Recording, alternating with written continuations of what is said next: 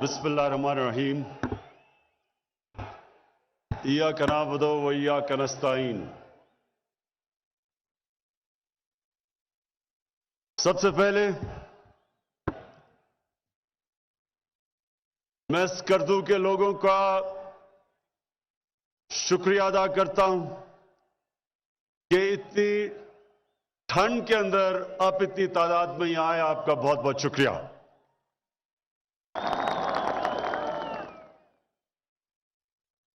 जनाब वजीर आला गिलगित बल्तिस्तान खालिद खान, मैं सबसे पहले आपको, आपके जितने वजीर बैठे हैं, मेंबर पार्लियामेंट्स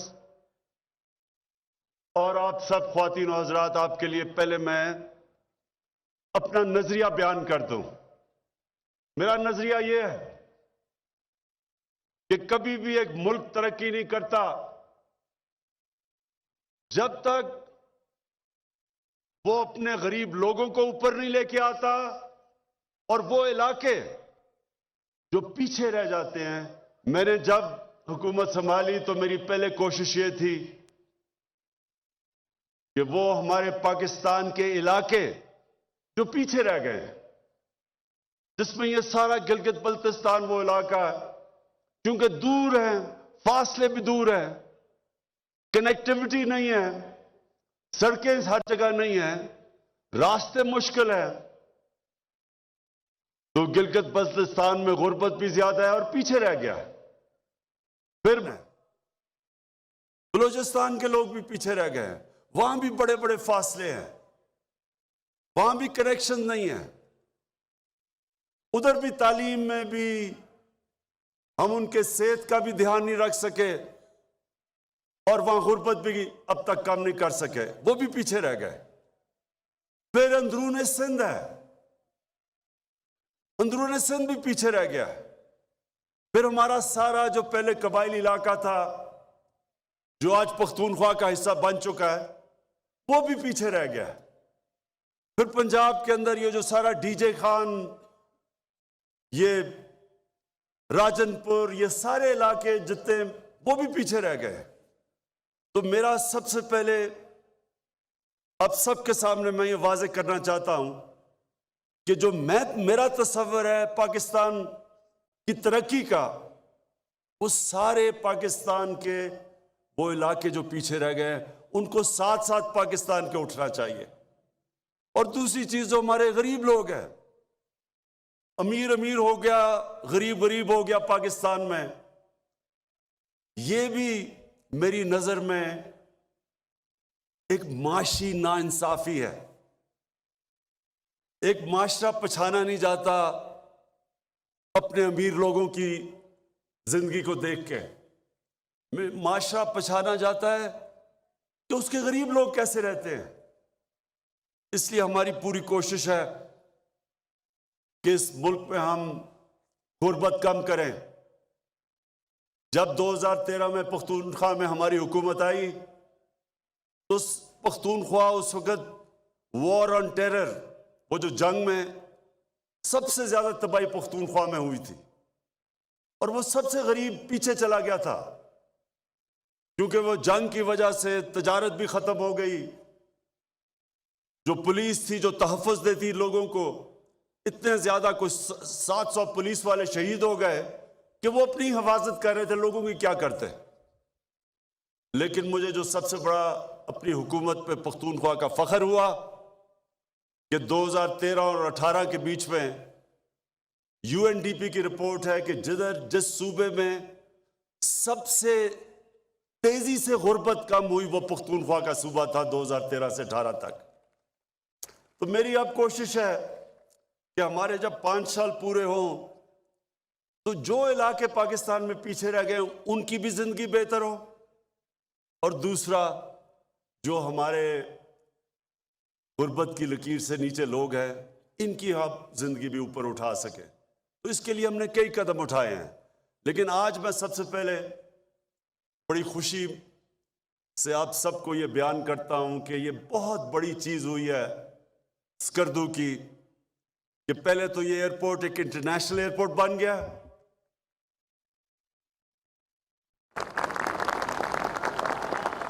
یہ سکردو کے لوگوں، یہ آپ کے لیے میں کہنا چاہتا ہوں کہ میری آج بات یاد رکھنا.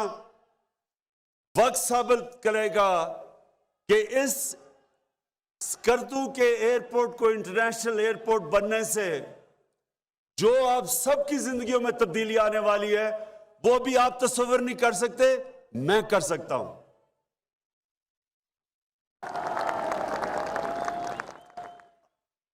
میں نے نوجوانوں، میں نے اس عمر میں تقریباً ساری دنیا کی خوبصورت ترین جگہ دیکھی ہوئی ہیں. آسٹریا، سوئٹزرلینڈ، افریقہ کے اندر سفاری پارکس، تقریباً ساری دنیا دیکھی ہوئی ہے. میں آپ کو یقین سے کہتا ہوں، اور اس لیے نہیں کہہ رہا کیونکہ میں یہاں کھڑا ہوں، اس لیے کہ آپ کو اس چیز کا پتہ ہونا چاہیے کہ دنیا میں سب سے خوبصورت ترین ماؤنٹن سیری یعنی پہاڑی علاقوں کے اندر جو خوبصورتی ہے وہ یہ گلگت بلتستان میں ہے.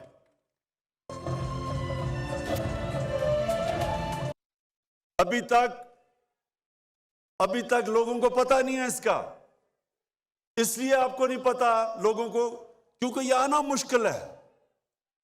لوگوں کو آنا پڑتا تھا باہر سے، پہلے وہ اسلام آباد آئیں یا کراچی آئیں اور ادھر سے فلائٹ پکڑ کے سکردو، اور پھر موسم خراب تو فلائٹ نہیں آئی، بہت مشکل تھا آنا.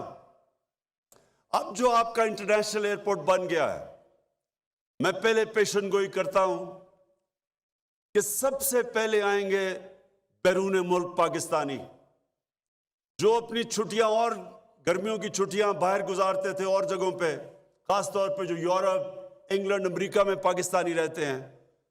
میں جانتا ہوں کہ انہوں نے سب نے، جب ان کو پتا چلا کہ ڈائریکٹ فلائٹس ہیں یہاں، آپ دیکھیں گے کہ کس تعداد کے اندر آپ سے باہر سے بھی آئیں گے لوگ اور اندر سے بھی. یہ سڑک ٹھیک ہونے سے، اور یہ جو سڑک ہے، میں نے 30 سال پہلے اس پہ سفر کیا ہے اور مجھے پتہ ہے کہ یہ کتنی خطرناک سڑک تھی. لوگ جانے سے پہلے ایک دوسرے کو ایسے خدا حافظ کہتے تھے کہ پتہ نہیں شاید دیکھیں گے بھی یا نہیں ان کو. بڑے اور میں اس سڑک میں خاص طور پہ NHA، مراد سعید آپ کی منسٹری کو، اور FWO، میں ان کو خاص طور پہ خراج تحسین پیش کرتا ہوں کہ یہ اتنی مشکل اور خطرناک سڑک جس طرح آپ نے بنائی ہے، اور جو بالکل فاصلہ اب ختم ہو گیا، یعنی جو 8 گھنٹے لگتے تھے اب 3 گھنٹے میں لوگ یہاں سے گلگت پہنچ سکتے ہیں. اور آج میں خاص طور پہ خراج تحسین پیش کرنا چاہتا ہوں FWO کے وہ جو فوجی تھے جنہوں نے شہادت جن کی ہوئی سڑک بناتے ہوئے، اور جس طرح آپ نے جن حالات میں وہ سڑک بنائی، اور جس طرح تو FWO اور NHA، میں آپ کو واقعی آج سارے لوگوں کی طرف سے، یہ سارے گلگت بلتستان کے لوگوں کی طرف سے آپ کا شکریہ ادا کرتا ہوں.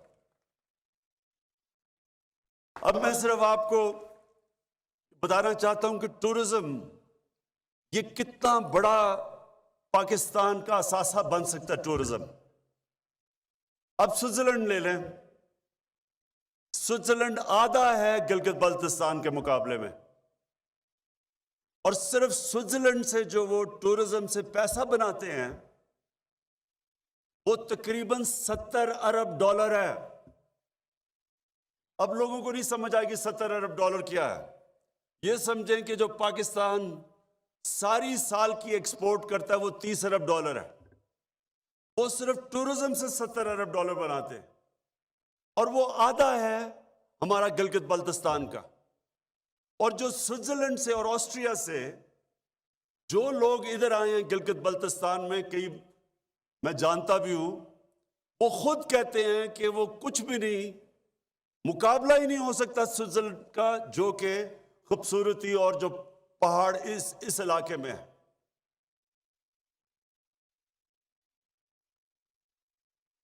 اس کا مطلب کیا؟ گرمیوں کے اندر، گرمیوں میں آپ یہ دیکھیں گے کہ پاکستان اپنے ہمارے سارے باقی گرم علاقوں سے، پنجاب سے، سندھ سے، پختونخوا سے، گرم علاقوں سے آپ دیکھیں گے یہاں کس تعداد میں لوگ آئیں گے، کیونکہ اب سڑک آپ کی بہت آسان ہو گئی ہے۔ اور پھر آگے جو چیف منسٹر صاحب نے ابھی اناؤنس کیا، آگے بھی جو ہم اب کنیکٹ کر رہے ہیں گلگت یہ سکردو کو اور آزاد کشمیر سے راستہ آپ کا چھوٹا ہو جائے گا، وہ بھی آگے سڑکیں بن رہی ہیں۔ تو جتنی آسانی ہوتی جائے گی آپ کی ٹورزم بڑھتی جائے گی۔ ایئرپورٹ کی وجہ سے انٹرنیشنل ٹورزم بڑھے گی، اور جب اگر سوئٹزرلینڈ $70 ارب بنا سکتا ہے سالانہ ٹورزم سے، تو یہاں تو گرمیوں میں بھی ٹورزم اور سردیوں میں بھی ٹورزم۔ اور سردیوں میں کون سی ٹورزم؟ سکینگ۔ جو سوئٹزرلینڈ ہے وہ سکینگ سے زیادہ پیسہ بناتا ہے۔ اور مجھے خود آسٹریا سے ان کا ریزورٹس کا جو ایکسپرٹ ہے اس نے مجھے آ کے کہا کہ دنیا اب ادھر دیکھ رہی ہے